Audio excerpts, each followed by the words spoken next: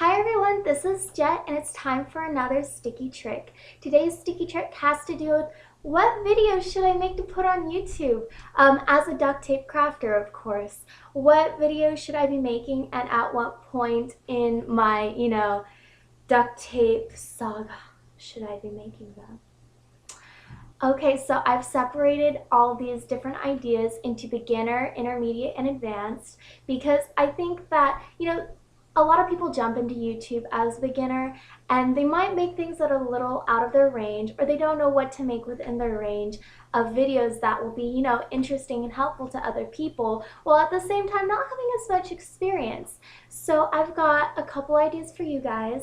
That are really great even at a beginner level, and I would love to watch them, and I think they're underused, and that is vlogs. There's a lot of things that even when you don't have a lot of experience you can talk about in a video, and a lot of that has to do with, you're coming to terms to things, you're experiencing things for the first time, and you want to tell everyone about it so that they can, avoid the mistakes you did or try the same things you did. You might want to vlog that you tried a new technique for the first time. Maybe you made ruffles for the first time and you ran into some problems.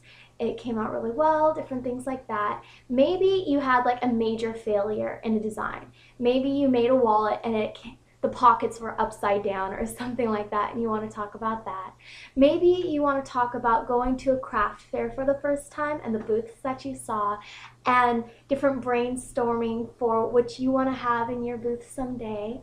Or maybe you want to talk about working with customers for the first time, of course not naming any names and not having privacy for your customers, but the different experiences as a beginner duct taper. And this can be a really fun video to watch for people of all experience levels. So I really recommend that if you're absolutely new to duct tape, you try vlogging a little bit and talk about your experiences and the different obstacles you run into. Another thing that beginners can make is hauls. And I gotta say, not to like rag on anyone, but haul videos can be incredibly boring. I bought a roll of red duct tape.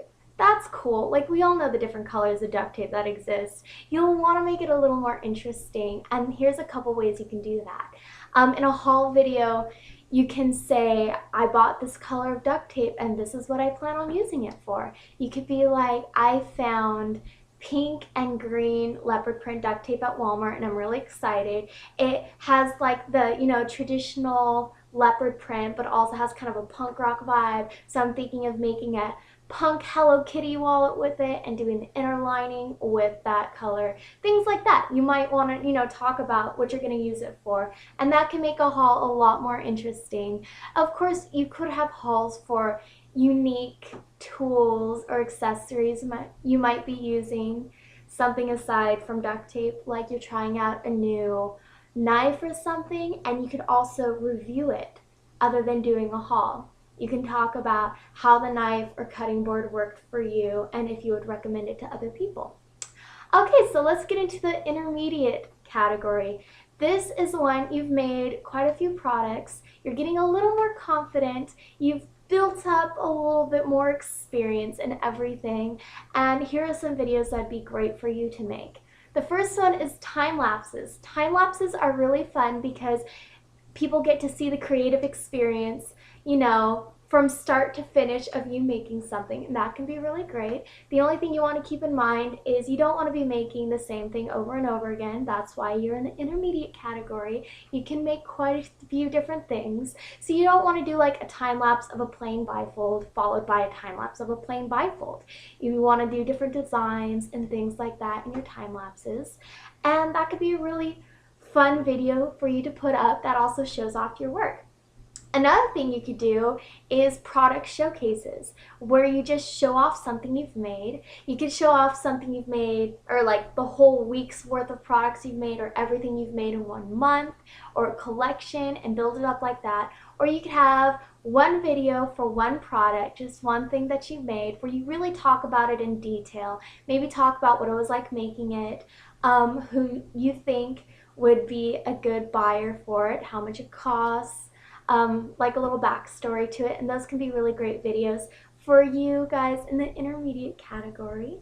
Another type of video that you might want to make is contest entries, and that's where you're entering other people's contests because you feel really good about what you made and you want to spread the word about it. And contest entries are great because people from the channel that you're entering will watch it, and they might like what they see and subscribe to you.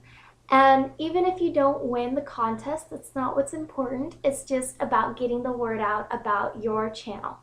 Now let's get into the more advanced category. You've made a lot of stuff several times, like you've made many wallets, many different products. Maybe you have a few inventions or creative things that you feel are unique.